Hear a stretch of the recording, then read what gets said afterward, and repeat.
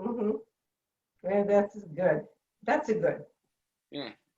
Ladies and gentlemen, boys and girls, throw open your windows and call out to your neighbors. It's time for John Perrotta's Comedy Factory Zoom-A-Loozа, sponsored in part by Local 7971, Brotherhood of Union Video Editors. And now, the man who received his union card today, your host, John Perrotta. Mike, you're out of your mind. We got a great panel tonight from New York City. The man, the mustache, the bow tie, the hat, John O'Connor, hilarious comedian. There he is, my buddy Johnny. We got my pal, very funny, the Houston Oilers cheerleader, actress, comedian. She does it all. Elaine Pelino. Your hair looks great. Johnny has no hair. Thank you. Yeah. Look at her hair, Johnny. It's money. She got a lot of hair. Some on your head. Making it rain, baby. Cha-ching, cha-ching, cha-ching. And Mikey was talking about editing. Today, I thought it was going to be 2 hours, kids. 2 hours, 3 hours maybe. I had some DVDs. I had them converted to DVDs, old VCR tapes from when I started comedy, 91, 92, and a couple other ones. I went over there, and it was on a flash drive. I figured this will be easy. I went to Mike Cronin's house. 9:45 this morning. I left at 4 o'clock. It took us over 6 hours to go through these DVDs, the flash drive, edit them, the whole 9 yards. Going to put them on my YouTube channel. Mike, I want to thank you. That was a lot of work, Mike. Why didn't you tell me I'd be there 6 hours? Because I knew if I told you you'd be here that long, you may not come, and I wanted to spend time with you. I have not spent, I knew this kid in the early 90s. We did comedy, hung out for hours, drinking, doing shows, partying. And I don't know if I ever spent more than 6 hours with you, Mike. Today we bonded. I'm telling you, Mike, we bonded, Mike. I mean, I'm telling you, I felt like I was living there after a while. It was so long. And Mike kept, he kept wanting to order food, but I'm on a diet. And I had my shake, so he didn't want to eat in front of me. So I said, get something, Mike. And he didn't want to eat in front of me, which you could have, Mike. That would have been all right. That would not have been fair because I knew I was going to go with the combo plate from Twins, which is the chicken parm, meatballs, and the sweet Italian sausage. And I didn't want to put you through that. So I would have knocked you out, and I would have ate it. Exactly. You would have woke up on your couch, the plate would be empty, and I would have been gone. The hell with the videos. Right. I would have ate everything. That's right. Johnny, what's going on in New York City? Nothing, man. It's still, I've actually eaten at a restaurant now 3 times. Wow. 3 times. So you just wear a mask and you know, they got it. Some places have it spread out. Other places, people are on top of each other, man. There's no doubt about it. It's not okay. Yeah. The place my girlfriend and I went to, they've got it spread out pretty far. So it's been safe, but. What kind of food, John? What do they have there? We went to this place in Queens called Diner Bar, and they've got they got like a good menu, but they also do breakfast all day. So my girlfriend and I, the times we've gone to dinner, but we got like breakfast stuff for dinner. Oh, that's cool. They got this French toast. They call it the Napoleon French Toast Tower. That's what I got. She got pancakes, and I got the French toast tower with strawberries and whipped cream. Man, and you guys are making me hungry. Oh, I'm sorry. That's all right. But yeah, it's nice tremendous. Pile of French toast. It's a pile. Oh yeah. It's like 3 or 4 big pieces, and they put the sword in the top with the berries all over it. So in New York City, what's that cost? About $47 a plate? It's like with tip, it's like $49. $49 to have some French toast. It's funny. Whenever I do go back home and I buy food, I'm always like, did they undercharge us? Oh, no, I forgot. Food, this is what food really costs. New York is sky high, right? It's so expensive, man, yeah. But it's kind of nice to go back home, and then I pick up the tab, and it's like, it's only $30. That's usually just mine. I know, right? It's crazy. Then we got Elaine Pelino in the house. What's going on now by the pond? Elaine's by the pond. Well, the leaves are slowly turning, and I can't wait because then I'm going to be out in the backyard with a pile of leaves up to the second story of my house. Oh, and God. you know, a ball. But yeah, I mean, you know, it's been quiet except this weekend. You know, we decided instead of just we want to go see a movie. So all right, but no way going in with a mask, sitting next to coughing people. So we went to the drive-in, and at the Rustic drive-in. movie. Yeah, the Rustic drive-in. And I thought, oh God, but you know, actually it was fun. We went to the store and bought all this food, red vines, Twizzlers, the snow caps, the goobers, the Raisinets, what else? Oh God. Oh, my I don't God. know. So every single kind of freaking candy you can imagine. You guys are And killing me. a bag of popcorn. And then wine, of course, nice red Oh, yeah. wine. Wine and Twizzlers at the drive-in. Wine and Twizzlers. It was great, but it had to be a certain kind of perfect cab, you know, a certain year. It was beautiful. And then you got to wear your pajamas. That's the best part. You walk in and you're in your jammies, so you know no one cares. Wow. And yeah, and actually the van had a beautiful sound system. I was really surprised. So it was like surround sound. But it was this horrible movie that was like a guy movie. It was all blood and guts and like I spent most of the time like this. What was the name of the movie? What were the movies you saw? It was called Unhinged with Russell Crowe, and he's on road rage, so he's attacking this woman everywhere she goes, and he's killing all her friends. He's running over the cops with 18-wheelers. I mean, it was every time I thought, okay, I could just sit and relax, and all of a sudden, boom, blood and guts go everywhere. Give me some more wine, you know. That was it. Mike Cronin likes those kind of movies. He's always talking about those kind of movies. Yeah. But the candy was really good, I gotta say. Haven't had that in years. Now, I checked into going in to see a movie, and they say you got to make reservations. I couldn't get through. How do you just pull in and went, or did you have to make reservations? No, you just go online. If you go on their webpage, you can, and it just tells you, you know, how many people in the car, whether you have an SUV, a big car or a little car, regular sedan, and you just put in, and it's like $27 a car load. So you can put 20 people in or 2 people in. All right, so you had a reserve online before you went. You had a reserve. Yeah, so we reserved online. But it was really fun. I mean, I really enjoyed it. And the second movie was a cop movie. It was really good. It was about this, you know, cop in New York saving the city. Yeah, yeah. So it was pretty good. That's cool. But Johnny, you've been to a driving? Any of you guys been to a driving lately? Not lately. I can take you back, boys and girls. I was probably 16, 17 years old. All my friends in my neighborhood, we decide we're going to pile into my car. We're going to go to the Rustic Drive-In up there on 146. So we all pile in. It was a 1969 Pontiac Catalina 4-door. We get in that car, everybody, and the suspension went, whoa. Now my friend Eddie LaMontagne comes running up. I want to come. Dude, you can't come now. There's no room. We're sitting on each other's laps as it is. I'm driving like this, pushed over. Eddie says, I'll ride in the trunk. There you go, brother. I get out, pop open the trunk. Eddie gets in the trunk. Eddie LaMontagne, if you're watching this, God bless you, brother. He gets in the trunk. We close the trunk. We close it. We drive from Warwick, where I grew up, and my sister still lives there, from Warwick to the drive-in with Eddie in the trunk. Eddie's not a stable person, obviously. Now we're kids. We're 16, 17 years old. When you got there, you let Eddie out of the trunk. What kind of shape was he in? He was good. He was good. Usually, I know Italians, if we drive a guy in a trunk somewhere, he gets old. He's not in good shape. Get out. That's right. It's not. Gets out of the trunk. It's like the Godfather. You know what I mean, John? It's he's cooked. That's right. He's usually in a bag.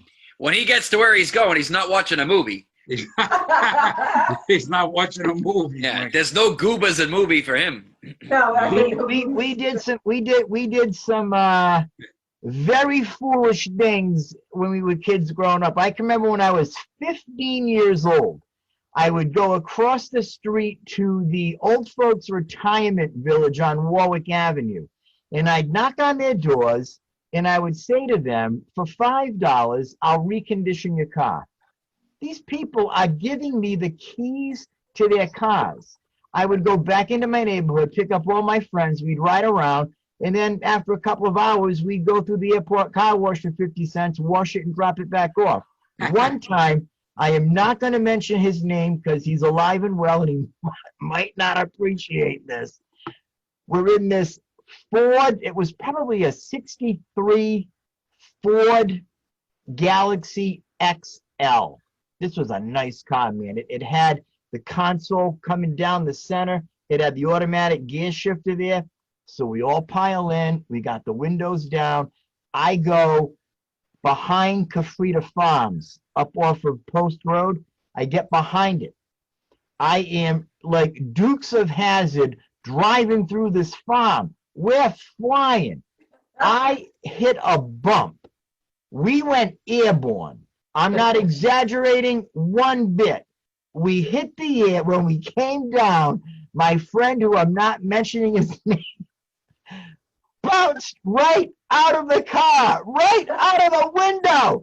I had to slam on the brakes, spin the car around, come back and get him, and then hightail it out of there before they could catch us.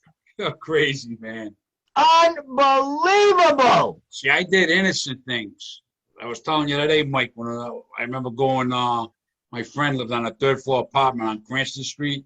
His mother wasn't home, and me and my other buddy, the three of us were up there, and one of them decided, let's throw eggs off the porch, hit the cars. So we're throwing eggs at the cars going by. I mean, I was probably, I don't know, 14, ridiculous, right? So the cops come, right? All of a sudden, they pull up. I hide in a closet. My other buddy hides in the closet. My other friend lives there. They came up. He's talking to him. They take him. The cop comes in the bedroom. It's like a suspense movie. The cop comes in the bedroom, and I'm in the closet with the closet open just a little bit, and I'm standing there, shit my pants, that I'm gonna get busted for throwing eggs. The cop looked in. He looked up, and he left. And they left and took my friend. I would have been arrested for throwing a dozen eggs, Johnny. Wow. Throwing eggs at cars. Crazy. I think we all did that. Did you guys ever throw eggs, Elaine? Did you ever, Johnny, ever throw eggs at anything? Yeah. Did you, Elaine? So the worst thing we did is in Texas. This is awful. My crazy friends when we were young, they used to get a BB gun and shoot out those big glow lights in front of people's houses. And all right, I didn't do it. I just was in the car. They were shooting out people's things in the window. Glow lights. Oh, well, these are Italian kids from Rhode Island that did it, actually. Yeah, and you got to watch out when you do crazy stuff because there was a kid, This Dominic. is many years ago. Yeah, I did this. I remember it was around Halloween. This kid, Dominic. That's what it was. It was Dominic Lorenzo. I think his name was. He was like the tough kid in school. And we didn't know he lived there. And we were throwing eggs at houses. And the next day I get to school and Dominic like this. Me and my buddy, and they're shoving us around, and we're getting worked over because we hit his house. Not a good move, John. That was the last time I threw eggs at a house.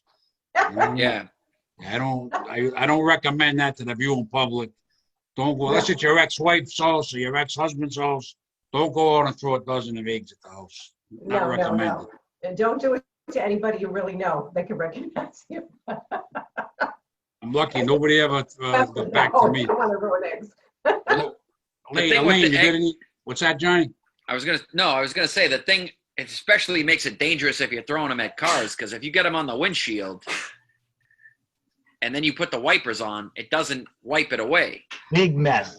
Yeah, I'm lucky that we did that. We didn't. Yeah, we didn't know. I mean, we just stupid. Yeah, kids. you're 14. You're like, this will be funny, you know? Yeah. Good thing nobody got killed or nothing. I mean, no joke. Oh my God. Oh my God. When I was a kid, I had a good arm. At 62, I still believe I can bring it, that I have a good arm. So we used to play pitcher catcher all the time, and this is why I credit the good arm that I had then and still believe I have today. So you know how you go telephone pole on a regular normal street? Yeah. We get halfway down there, and my friends bet me that I can't throw it from the midsection where we are beyond the telephone pole. I'm like, I can do that easy.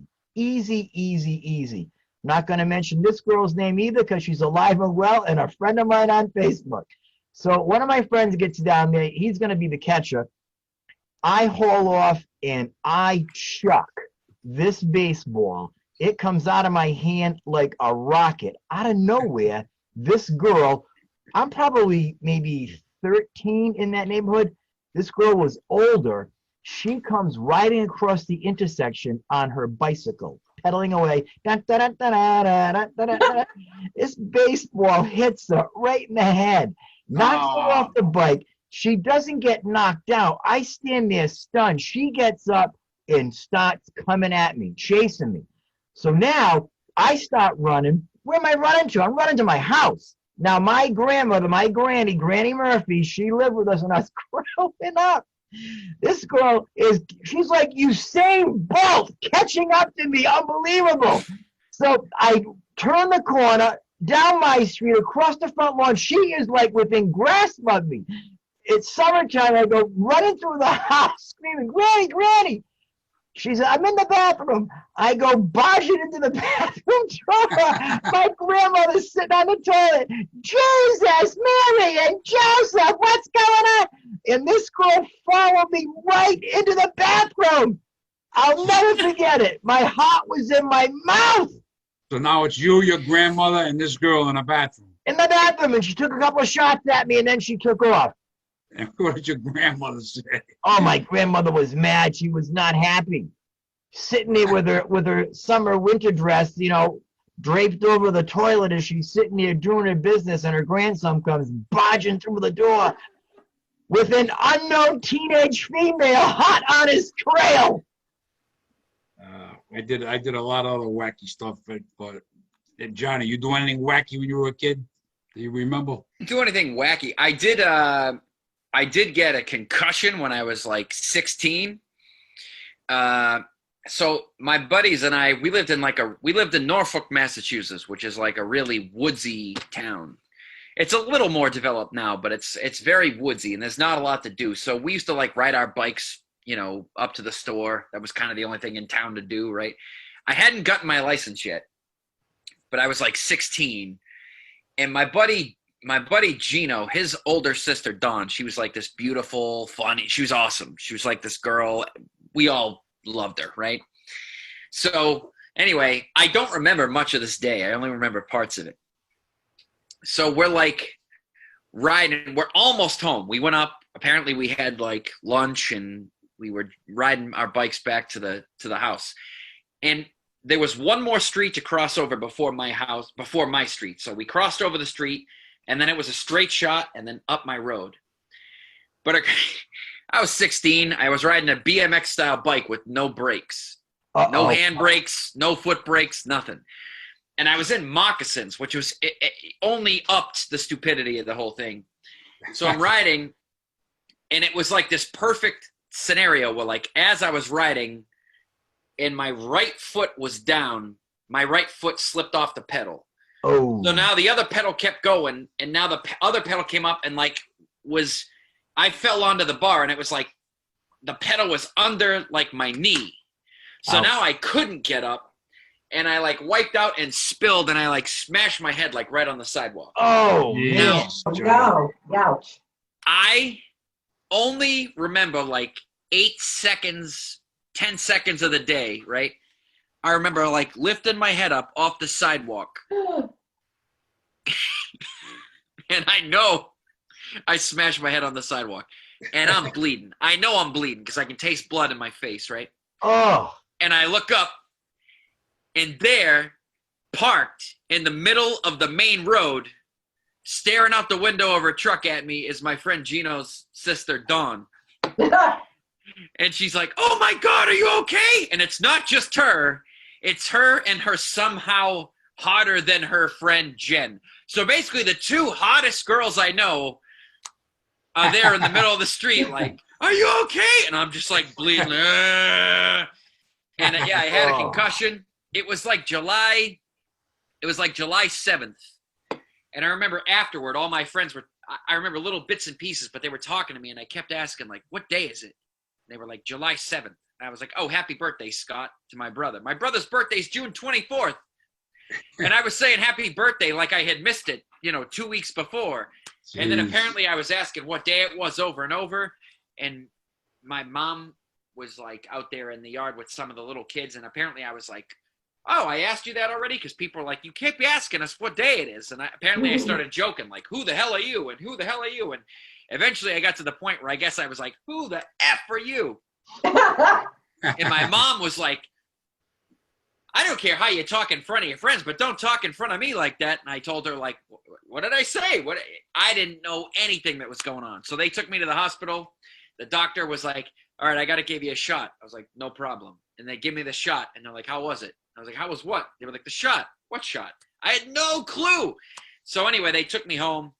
Jeez. Apparently with a concussion, they tell you can't sleep. That's like a bad thing. Right, yeah. They told me, for whatever reason, they told my mom, like, he's okay. He can, if he takes a nap, it's fine. And when I woke up from the nap, like a few hours later, I was okay. And I remembered. And my buddy Gino came to the house and he was checking on me. He was like, dude, you were swearing at everybody. You were swearing at your ma. And I think about it, man, like, I'm going to be 40 in a couple weeks. But even at 40 years old, like, even in my lifetime, the world has changed so much. When I was 16, if you were wearing a helmet, it was like you were a wimp. Yeah. Now it's like, Yeah. no, that's not wimpy. That's really smart. You could get hurt, Yeah, no kidding, right? Yeah. Jesus. That's crazy, John. So all my craziness was like self-inflicted. I guess that's my point. Yeah, my son had a concussion skiing a couple of years ago. He was kind of messed up for about 6 months. Yeah. He was a little off for 6 months. It was pretty bad. It's no joke, man. Nah. That's why these football players, you watch a football game now and you're like, gah! Like that just took 8 years off of that guy's cognition. There's no doubt about it. Yeah. Oh yeah, definitely. Elaine, you got any LA stories or Texas stories? You were Houston Oilers cheerleader. Or do you concussion got in your stories, bag of Elaine. We tricks? need Well, concussion stories. I got, maybe this is a half and half. This could be, it was in LA, but it does involve a football player. I remember when I first moved there, I moved in with a Rams cheerleader, ex-Rams cheerleader. I was an ex-Houston cheerleader. So we lived in Marina Del Rey and it was beautiful. We had a great time. And but it was a revolving door. She had all these boyfriends. Not me. I was working. I was waiting the waitress. I'm like, oh God, because I was an actress. I'm going to school during the day, waitressing at night. So I come home. It's really, really late. It's about 2:30 in the morning. So I go in my bedroom, take a shower, come out, and I'm like in this, little whatever nighty thing. I come walking out and I turn on the light and there's a man standing in my living room in his tidy whities, right? And I'm like, in my kitchen opens the refrigerator and he's in his tidy whities. And I'm like, and I scream like, who the hell are you? And it was a famous quarterback that was there visiting my roommate at the time. Are you serious? Wow. No, I swear to God. It was a nice feast for the eyes, let me tell you, but I didn't expect it at 2:30 in the morning. So you wake up at 2:30 in the morning, you got an all-star quarterback in your kitchen. Yeah, an all-star quarterback. I wild. would say his name, but he's like a really nice guy, and he's married now and everything. But he was Buffalo Bills. We'll just say that. But he was very, very good looking. And it wasn't Jim Kelly, was it? Oh yes. Was it Jim Kelly? I was thinking that too. But you said Yeah, but he Buffalo was a very Bills, we nice thought of guy. Jim Kelly right away. He Great was very quarterback. nice. Yeah. But he was a sweetheart. He just goes, "Hi, I'm Jim." I go, "Hi, I'm Elaine. I'm Shauna's roommate. Nice to meet you." And I guess the moral of the story is like now she's a born-again Christian minister, right? So that's a good thing. And me, I'm still doing stand-ups, It wasn't a Saturday night, right? Like it wasn't game night. It wasn't the night before a game, right? No, I think it was like, I think it was for Friday night because I was waitress. I was working at this big nightclub, cocktailing. And, just got home from work and was half out of it. And, like I said, you just get out of the shower, you're ready for bed, you open, you go in the kitchen, you snap on the light, and there's this God in front of you standing there in his underwear, And I'm like, okay, is this a gift? That'd be like us coming out into the kitchen in the middle of the night and Pamela Anderson's there with your roommate or something. Yes, exactly. That'd be like wild. you go in the Baywatch girls there. Jim Kelly's a big boy. He stands like 6'3", 6'4". He is, trust me, he was huge. And like I said, I had no idea. He took up the whole kitchen. And it was like quite a And that was enough because then I was dating some actor and I really liked him and we got along great. One time I go in my bedroom again to go get something. I come out, he's making out with my roommate in her bedroom. I said, all right, you get out and I'm not talking to you for a week. Wow. Did that happen before or after Jim Kelly? About the same time, yeah. Oh, see, if that had happened before, I would have been like, hi, Jim, right this way. Right. Well, then I was lucky. I got engaged to a big restaurateur in LA at the time. So I moved out and we moved in together as we were engaged. And so I didn't have to deal with, she turned out to be the most wonderful Christian girl in the world now. But back then it was like, holy cats. She was a little on a wild side back then. Well, not even that. It's just like, like girls, some girls are like that. If they see you with a guy, they want him. And I always had that my whole life. If I'm dating, one girl would say, oh, in Texas, this guy's really nice. Just don't go out and make sure you never sleep with him. Make sure you be a lady. I said, well, that's who I am. I take my time. So then I would come home and I wouldn't hear from him. And I found out the next day that she had gone to his house after he dropped me off and was waiting for him. There's another beauty queen from Texas. Oh, my God. Yeah, Jesus. so, girls, I can tell you stories. I can go out all night long about that. So, but. Well, please do. Yeah. No, we like to hear this stuff. Funny. They were all models, they were all beautiful, and it was fun. So we should have known you back in the day, Elaine. You know what I mean? Now hanging around all these models, and you know what I mean? Oh yeah, now like it's COVID, I stay home, I go to the drive-in, but that was fun. We had a good time. Go out to dinner. I went out to dinner a few times, and it was nice. Yeah. Just keep your distance from the next tables, but I don't know. I was listening on the radio today. This guy's in charge of Federal Hill Association, or whatever, all the restaurants, and they're trying to figure out what they're gonna do. Because now they're having outside, people can eat outside, but now it's starting to get cooler. So eventually the winter's going to come. I mean, what are they going to do? They're trying to figure that. I wouldn't want to be a restaurant owner during these times because they're trying to figure out how do we stay in business. I mean, you know what I mean? That's going to be tough. Lots of takeout. Yeah. Yeah. Some places do all right to takeout and some don't. You know what I mean? They don't do enough. So. Mikey, what's going on? We got New York City, we got LA Storage. You're over there in a condo in North Providence. What's going on? I'm thinking about it as you were just sharing that story. I read an article today. Sizzler's Steakhouse filed for bankruptcy. Hundreds of McDonald's are shuttering, closing. McDonald's? Hundreds of Burger Kings. Dunkin' Donuts is. You would think those are the ones that will stay in business more, Well, how the article read with Burger King, they're closing a lot of their locations. However, they're restructuring their newer restaurants to be drive-through. So they want to get ahead of this. So they do drive-through. Like I visit the Wendy's down the street from here. You can go into the dining room during the day. You can eat in the dining room. You can place your order. I haven't ate there, but I go in, pick it up, and then I leave. That's in a busy section, so they're doing well. But evidently, there are other franchisees, owners that are scattered about the country that have not fared that well and have closed. Just think of the restaurants that have closed here in Rhode Island. The Birch is going to close. 1149 closed. The Greenville Inn closed. There's another big one on Main Street, right on Restaurant Road there in East Greenwich, closed. I know Venus de Milo, the old grist mill. Wow, these are iconic places. Iconic. Venus de Milo had I don't know how many banquet rooms. I did parties there through the years, comedy and tons of banquet rooms. And for that place to be in trouble during this, that's unbelievable. They're on Federal Hill, yeah. Venus de Milo was in Swansea, Mass. Oh, I know I did that room for you. I know the name. I remember that on a voicemail. Johnny, I got you Venus de Milo, brother. Johnny's another one that likes to imitate me. It's a sign of love, man. I love your voice. I really think you should have your own show. Today, John and Elaine and boys and girls at home, for me, I'm sorry, John, I stepped on your sentence. Finish your thought. No, I was just going to say I love Johnny's voice, and when I used to get voicemails, it was one of my favorite things. Johnny, baby, how you doing? Hey, it's my favorite.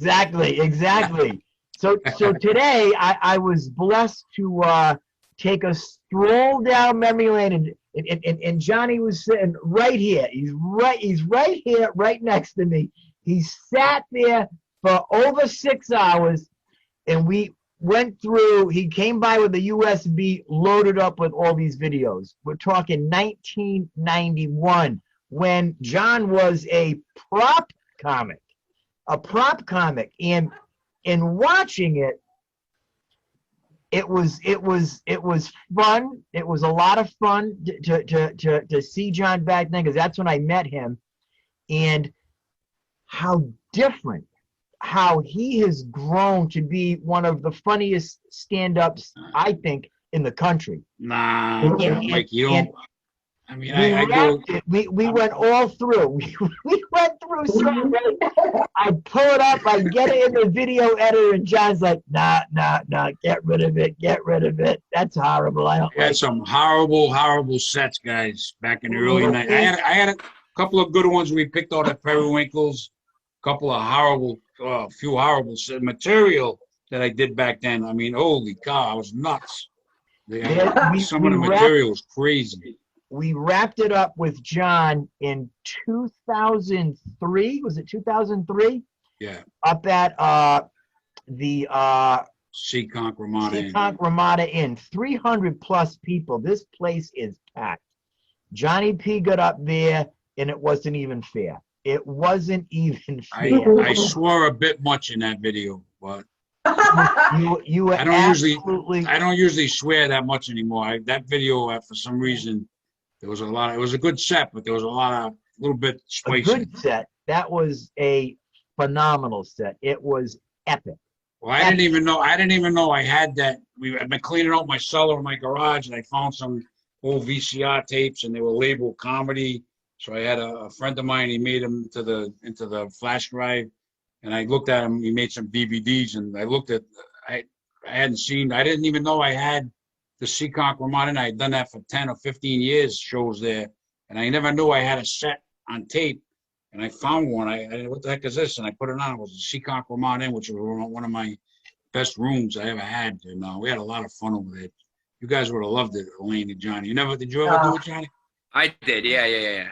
Yeah, we had a lot of fun. I think the over last there. time we were on, we were talking about it. And the first time you ever had me over there, it was like, I don't remember the host and the opening act. It was probably like Joe Cabral hosted, Googly Eddie went first. Then Eddie Galvin did 25. Stephanie Peters did 45. And then it was like, now here's John. And everybody was like, I'm going to take a piss. Like, everybody just left. Yeah, I had some wacky shows over there, Johnny. It was a full show. And then here's me. I'm like, I'm the new guy, man. This is not my spot. You always do good, man. Now, not always, but now it's usually better. But yeah, for those first few years, you know what's funny? Remember Ocean Breeze? You had that room in Narragansett. Ocean Mist. Ocean Mist. Yeah. For whatever reason, man, I could never do well at Ocean Mist. Yeah, You put me in a bunch of rooms. That wasn't an easy room to do. They hated me down there. Yeah. Those rooms are difficult. I never did the Ocean Mist, but right down the road from there, we used to do the Bonneview Inn. We used to open up for Bill Gannon. Yeah, I seen Bill recently. Yeah, he's still playing music, still doing well.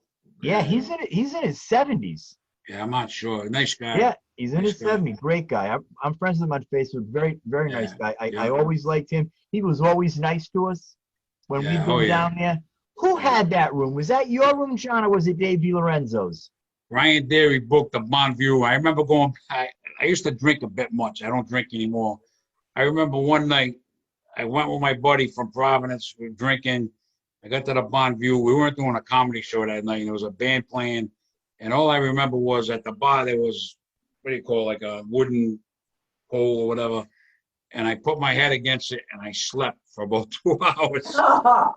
Back then, they would normally, if that happens now, they gotta get you to get out of the place, right? They let me sleep. There's a band playing. I'm in the Bonneview. I'm against the wood, and I'm sleeping. Literally, Couple hours, easy, easy. That's a great place. Yeah. Still there today. And I fell asleep in Queens, New York, John, where you go to breakfast. Yeah, what Well, were you I doing? fell asleep in Queens, New York for about 3 or 4 hours. Well, where? Doing what? I ever tell you that story, Elaine? No. I quit drinking. I'm in the Navy, and me and this guy, he was an older guy in his 30s. I was about 19. I'm on the ship. We go out drinking that day. We started in the morning. We're drinking Jack Daniels. All I remember was we went in this bar in Queens. The place is empty. It's 6 o'clock at night. Place is empty. Me, the bartender, my friend, he said, I'm going to go call my mother on the payphone. He goes there. So I said, well, I'll go to the bathroom to myself. I go in the bathroom. That's all I remember. It seemed like 3 or 4 seconds went by. I'm sitting on the toilet. I get up, wash my hands. I open the door to go back to an empty club. I open the door. There's a band playing. The place is packed. The place is rocking out, Elaine. Everybody's going crazy. I looked and I went back into the bathroom. I'm looking for another door because I'm in the wrong, obviously going into the wrong place. There's no other door. I go back out and the place is rocking. It's about 9 o'clock. I said, what the hell? I figured out a little bit later. I slept in a bathroom in Queens, New York for 3 hours. Oh no. I guess I blacked out. I didn't remember. 1 second I'm going in the bathroom. The next second I'm walking out. What I thought was an empty club, and it was rocking. I had to figure out the subways to get back to Brooklyn, where I was. My ship was, and I asked my buddy, "Why'd you leave me there?" God. My buddy said he didn't know I was in the bathroom sleeping. But I got to tell you, if you're going to sleep in a bathroom, very comfortable, Queens, New York. I slept like a baby. I slept like a baby. Elaine, you got a Texas story. Oh God. Yeah, well, I was just trying to think of something funny. I just remember one time, a long time ago, and again, I was in Houston and I was on a trip to Colorado, and I was with an ex-boyfriend who was a politician, basically, right? And it wasn't Gary Hart, was it? No, it wasn't. No, it wasn't. In fact, I guess we were in his best friend at that time had one of his backers had a motorhome, and so we put he put his license plate on a motorhome, which was a special Texas plate. That's very easy to spot, whatever, and police see it, and they're not going to mess with you. So we took that up to Colorado. So we're in the middle of nowhere, like in Sweetwater, Texas, or some nasty place. And not that it's nasty, but you know what I mean, like in the middle of nowhere. It was winter. I had sweats on, and I remember I got up and they went in the back. They got 2 guys and they're drinking coffee and they're all pumped up. And so they get up and they go into the bathroom, and I'm sleeping in the back of the motorhome with the guy's wife on a bunk bed. And so I get up and I decide I'm going to go to the bathroom. Don't take my purse. Don't take anything. And I come out about a couple of minutes later, and the motorhome is gone. And here I am in the middle of a truck stop, in the middle of who the hell, West Texas somewhere. And it's, ice cold, it's winter. And I have no ID, no money. All I have is this cute little blue tracksuit on. And I'm like, oh my God. So I walk up to the lady at the cash register, said, what happened to the motorhome? She said, oh, that left a few minutes ago. And I said, well, can you do me a favor? Can you call the state police and say that, and gave her the license plate, and that he forgot his fiance at the truck stop? And she looked at me like I was insane. And I said, man. Well, because again, she probably thought, this girl, and yeah, right. So I said, please just humor me, do it. And so she did, and she made the call. And then she said, well, I did call the state police, and I told them where we were and how long ago they left, so they're going to look up and down and see if they see the motorhome. I said, okay. So I get there, and these big truckers are coming in, and they're like, hey, and I'm like, oh my God, I'm going to get killed. No one's ever going to see me again. I'm going to get grabbed. I'm going to end up in the back of somebody's truck and dump somewhere on the side of the road. I mean, you talk about being scared. I mean, no identity, nothing. I had nothing to prove who I was. I was just a woman, in a tracksuit at a truck stop. At a truck stop. Wow, yeah, crazy. Nowhere. And like half hour goes by, and of course I start crying. And so this nice little trucker comes over with his little son, and he sits with me. He says, "Let me buy you a coffee. It's gonna be okay, ma'am, or whatever." And then, next thing I know, the lady comes over. She says, they located the motorhome and they're on their way back. I said, "Oh, great. Okay, cool." So anyway, I was like ready to kill him. And all I could think of is all the way back, what happened was the cop finally stops the motorhome and says, "Excuse me, sir, are you, so-and-so?" And he says, "Yes, I am." He says, "Did you leave anything back in the truck stop?" And he's like, "What?" He goes, "Did you leave anything back at the truck stop?" And he goes, "No." He goes, just please, could you check the back of your truck, your van, your whatever, to see if you left anything at the truck stop. So he's looking at his friend thinking, "Did you bring drugs? And what the hell did you do that you left something back at the truck stop?" And so he goes in the back of the thing, opens up the light and goes, "Oh, you know what? Oh, hell." Because I'm going to get killed. So he did. He drove all the way back, about another hour it took him to get back. And, he made his friend come in and get me because he knew I was going to knock him out.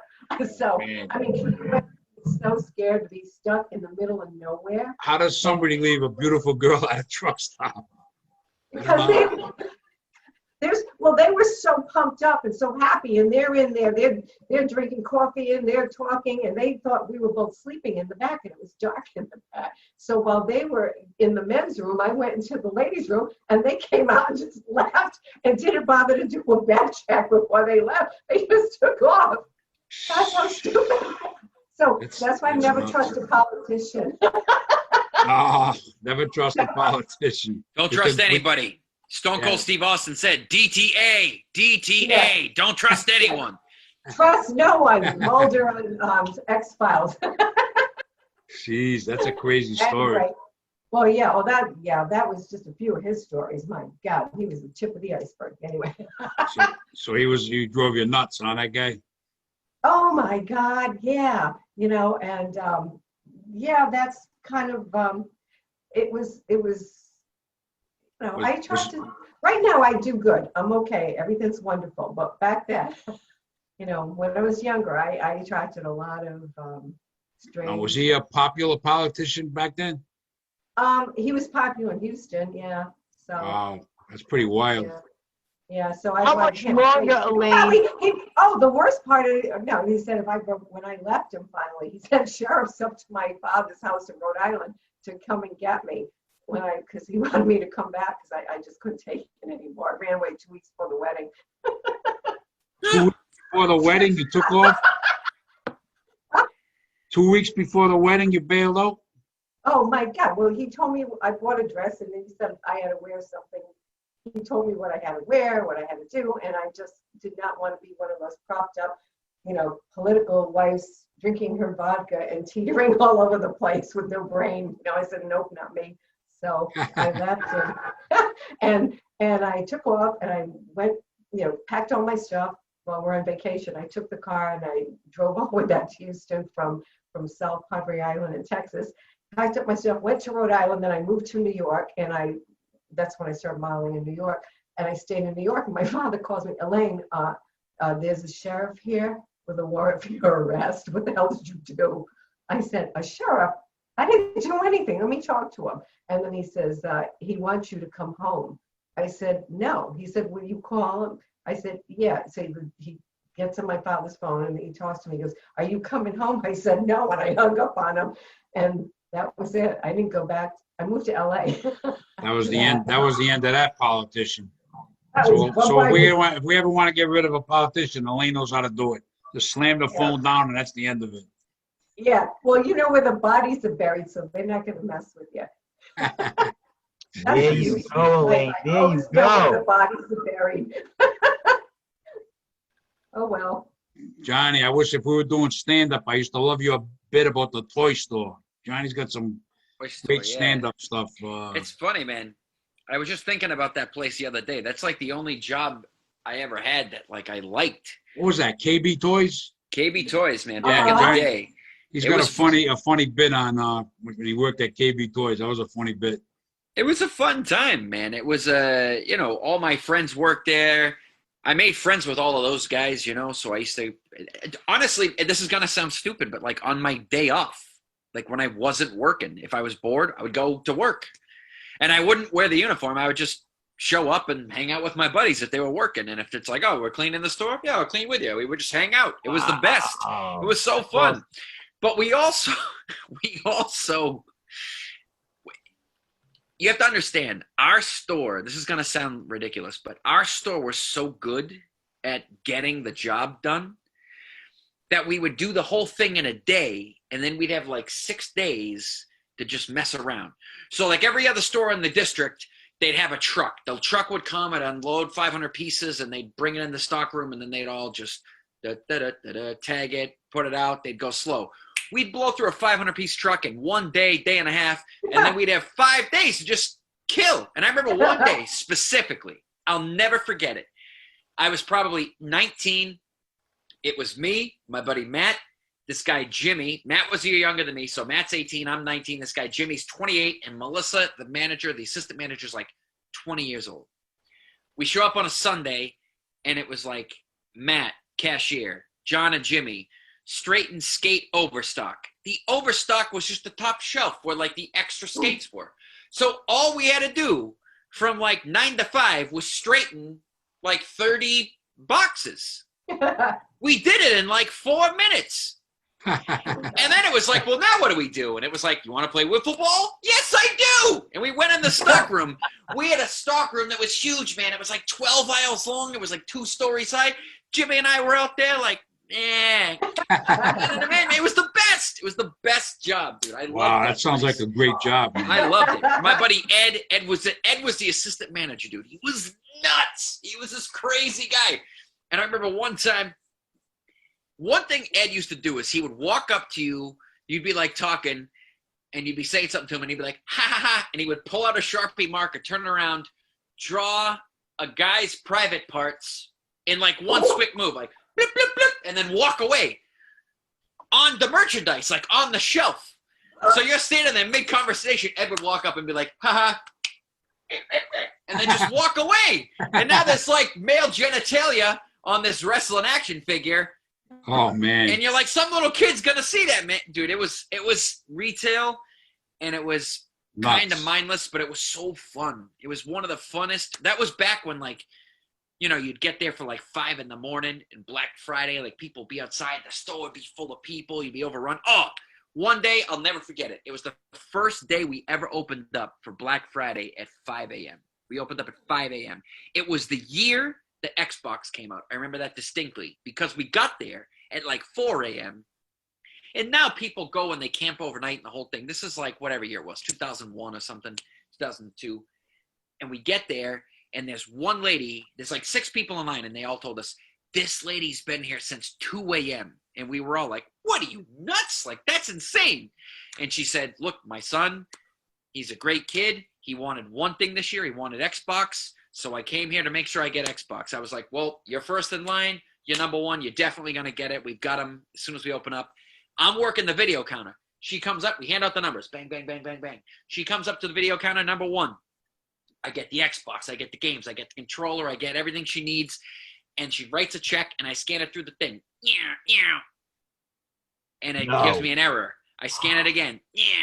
And it's like, call the number. So I call the number, and I'm on hold. And dude, the store's mobbed.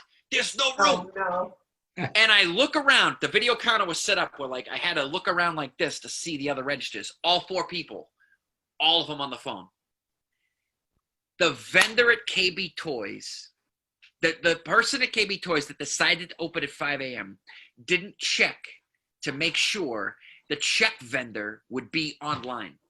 Oh, It's Black Friday in like the early 2000s, and we can't take a check for the first hour we're open. Oh my God. You wonder why the company went out of business. I don't know. Maybe make sure to check to see we can take money. Maybe that's rule number 1. Luckily, I said to my boss, I'm like, we're stapling this. She's coming. We made it all work out. We stapled the bag up. We did the whole thing for the first hour. But come on, man. Who's dropped that ball. Who wasn't like, oh, the money taking system isn't online yet? You That's idiots. insane. No That's wonder insane. the company's out of money. There's hundreds of people in the store, and we can't take a check. People have been standing outside in the cold for hours. Hours. I remember I wouldn't wait in line, but I remember going crazy getting toys for my kids when they were young, and so I had to find a white Power Ranger. It took me like a month. Honest to God, I think I got it off a guy. I met him in a parking lot. You should have come to Franklin, Johnny. I would have set you up. Yeah, I mean, you had a fun job. I was in the Navy, got out of the Navy, had a bunch of shitty jobs before I started working as a correctional officer. One job I had, I worked at Coca-Cola. I lasted maybe I lasted a month. They said, all right, stand here, 10-hour shift, stand here. The Coke bottles are going by on the conveyor. You just have to stare straight ahead and make sure the label is on the Coke bottle. So you stand there for 10 hours other than your break, and you just got Coca-Cola bottles going by you. All right, that one doesn't have a label. You grab it and just keep standing there. I was out of my mind. That's why I wanted to put the prison. I was happy. I mean, I had shitty jobs, shitty jobs. You were lucky, John. You had that good job. Anybody else have shitty jobs back in the day? You know, most of my jobs, when I was a kid, I got fired from Friendlies. I think I was like 14, 15 when I went to work there. I wasn't good at math at all. So when they would come up back then, the cash registers, they didn't tell you what to give for change. So they would teach you how you count down, this is how you count down. I would get an order with the receipt, and I would just look at it. They'd give me like a 5, and I would just hand them stuff and then give change and be looking at them like, please tell me through a facial expression that you're satisfied with the amount of money that I just given you. So that didn't work, and then from there I got into the car business. I started working at Paglia's Auto Body. I loved that job, loved it. And then from there I sold cars. Then I worked at Bally's for 12 years, Future Fitness for about maybe a year and a half. I loved all of that. That was, so I never really had any jobs that I didn't really like a lot. I had some odd in between jobs. I was a security guard up at the UPS plant on Jefferson Boulevard, where I started up a tractor trailer because I was bored one night and started driving it. Couldn't figure out how to turn it off. Not really. I didn't really have jobs that I hated.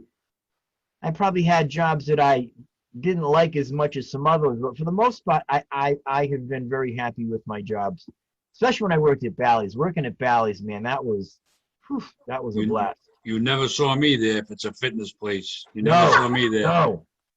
I'm anti-exercise. I don't believe in it. Elaine, did you have any shitty jobs when you were a kid, when you were young? Well, yeah, I actually had a job cleaning after 150 horses once. After what? It was a big barn in Chepachet. It had 150 horses when I was 14, and my job was to clean the stalls. And I wanted to be near the horses, so that's why I did it. It was racing stables. Yeah. And that was fun. And then the other job I had that was crazy was I worked at Garden City Cinema, and I used to go there. I used to go there when I was a kid. Yeah. Yeah, and they made me clean the bathrooms too. And I used to have that big giant thing about this big, and it was a vacuum cleaner. And I have to go through all the aisles and suck up all the junk, and it was disgusting. And then clean the bathrooms. And I thought I was a little princess at the time, wouldn't even like in my own house touched anything like that. And my mother would say, "Oh yeah, well if you can do it there, you can do it at home." Oh man, I got a story about the Garden City Cinema. It used to be a theater in Garden City. Me and my buddy went in one day. We were young. We were teenagers, and Alfred Hitchcock movie Frenzy was out. The guy went around strangling women, whatever he did. We watched the movie once, and we really liked the movie. It was crazy. So we stayed again, and it came on again. We watched it again, and we stayed again, and we watched it 3 times in a row. Alfred Hitchcock's Frenzy. Crazy watching an Alfred Hitchcock movie. Oh my God. 6 hours in a row of Alfred Hitchcock. The same movie. Oh my God. Yeah, I mean, I love the movie. Little girl trying to throw you out. Get out! Nobody. You might have been there, Elaine. Who knows? I got a good story, Johnny. What do you got? I used to work at a car dealership, right? So I was there for like a week, and it was in Mendon, Massachusetts. And they said, oh, if you want for lunch, you can go just over the hill. Like on the other side of the hill was this restaurant called Lowell's. And I was working for my girlfriend's dad at the time. And he said, get me 2 hot dogs grilled with extra butter on the roll. Like get the rolls toasted, right? And I said, sure. They said, you can sit down at the counter. It's kind of like Newport Creamery, that kind of was, right? With like the bar you could sit at with the stools and stuff, right? So I walk in there. It's like my 4th day on the job. And I walk in and I order like some lunch, and I order a Diet Coke, and I order his meal to go. And I'm looking around, and there's like grandmas in there with kids and moms with kids and like a bunch of elderly guys. It's like the normal summertime day crew for like a Newport Creamery. Mm. And all of a sudden, this dude bursts into the restaurant, like the door's behind me over here, and this guy screams, this building's on fire, everybody get out. And my first reaction is like, what kind of jerk would burst into a restaurant like this with all these people and before I can finish thought, he's like, out, now. So everybody just gets up and leaves, right? So I walk out and I look, and I don't see anything, but I see like this little plume of smoke coming out. I'm like, this will be out in like 5 minutes. It's on fire. So I get in the car and I leave. I go to Subway. I get a sandwich. I go back. My girlfriend's dad's like, where's my hot dogs? I said, oh, the building's on fire. They kicked us all out. What? So he's like, what? And he was giving me an attitude like I was making it up. And I was like, why would I make that up? So then I go outside. We're on this big main road in Mendon, Massachusetts. Fire truck goes by from Mendon. And all the guys outside are like, oh, that's a coincidence. I'm like, all right. Second fire truck goes by from a different town. It was a 7-alarm fire, and that building burned to its foundation. Nothing was left. The building had been there since like 17 whatever.